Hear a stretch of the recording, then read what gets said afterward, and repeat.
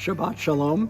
I'm Rabbi David Baron of Temple of the Arts and inviting all of you to our weekly Torah talk. And this week the Torah portion is known, the Shabbat is known by the event in the Torah portion, the splitting of Yam Suf, the Sea of Reeds, or some say the Red Sea, that act of splitting and the song that the Israelites sang upon redemption and coming through that event is known as the Great Song.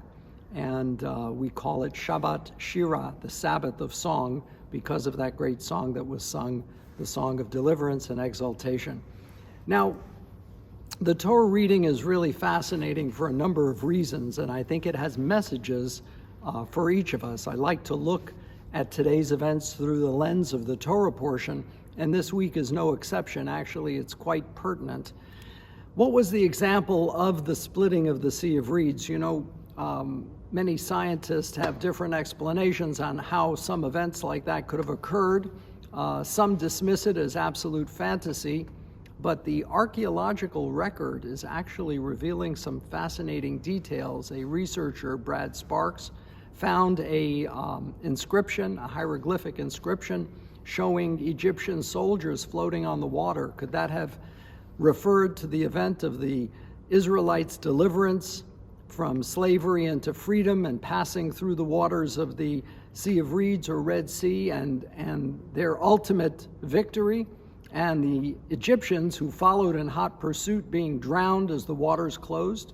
Is it possible? Yes, it's possible. We have no videography that we can allude to or specificity of the events that occurred, but we have this great tradition of Pesach, of Passover, this great tradition of recalling these events and of a special ancient song in the Torah that describes the joy of the Israelites coming through that period, that moment.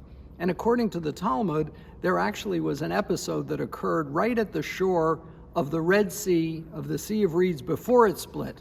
What was that? Well, the Israelites were frightened. They were possessed of that slave mentality. They said, better that we would have died in Egypt, where we had the flesh pots of Egypt, the leeks and the onions and the garlic, and they talked about all the foods they were fed. Even though they were slaves, they had a pretty rich diet because the Egyptians worked them so hard, they fed them well.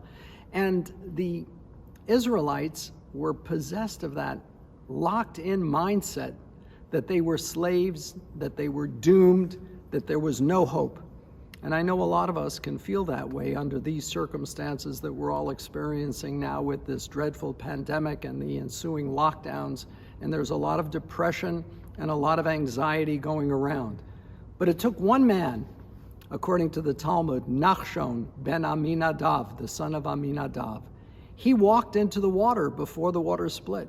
He walked in up to his ankles, then his knees, then up to his chest, up to his neck, and then when the waters reached his nostrils, God's miracle occurred and the waters split and the Israelites walked through. So it took the bravery of one man. And what did he do? He banished doubt. He banished uncertainty. That's what possesses so many of us.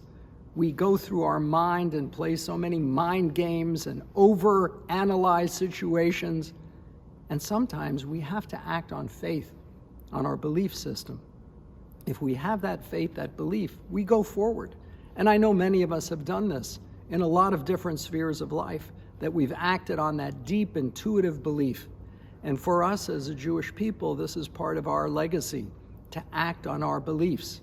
That's what ultimately prevailed as the Israelites came through the Sea of Reeds, the Red Sea, into freedom, into the next chapter that would truly forge this group of recently freed slaves into a real nation. And that was the act of the giving of the Torah. Now, throughout the time, they took 3 steps forward and sometimes 4 back. They were complaining constantly, bitterly, hoping they could go back to Egypt and live a simple life. They weren't cut out. They were possessed of that slave mentality, that slave mindset that they never freed themselves of. And ultimately, as you know the story that will continue in coming weeks, that the Israelites had to wander in the desert for 40 years until a next generation, born in the wilderness, born in freedom, could continue on the trek to the promised land.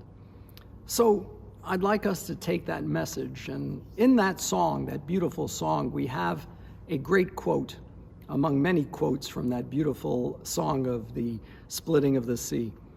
And it is Binu Shenot Torvador, Zachor Yomot Olam, remember the ancient days, Uvinu Shenot Dorvador, and understand each generation. Now, what's interesting is some would call that an example of biblical poetry, or something that's referred to by scholars as parallelismus memorabrum, where a phrase is repeated in a different kind of way, but the same concept. Remember ancient days and the next generation after generation. But if you look carefully at the Hebrew words, Zechor Yemot Olam, remember the ancient times, the olden days, Uvinu, from the word bina, and comprehend and distinguish, Shenot Dorvador, not just the years of each generation, but the Hebrew word leshanot means to change, the changes in each generation.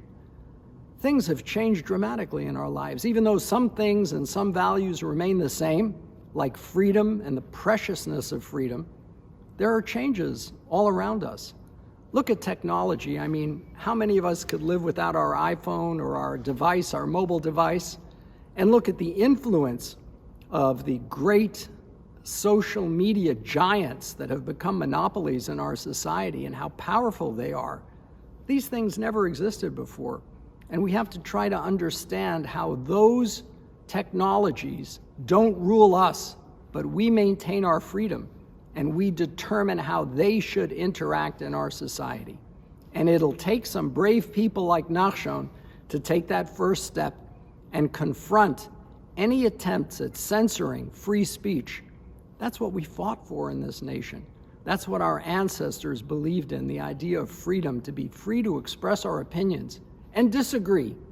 As brothers and sisters disagree, argue, complement one another, ultimately resolve the issues and the differences between us. But that'll never come through banishing or censoring or silencing. It'll only come through an open conversation. So let's take this message to heart from the Torah portion. Let's come through those moments of doubt and uncertainty. Let's emerge from this experience into pure freedom. Shabbat Shalom.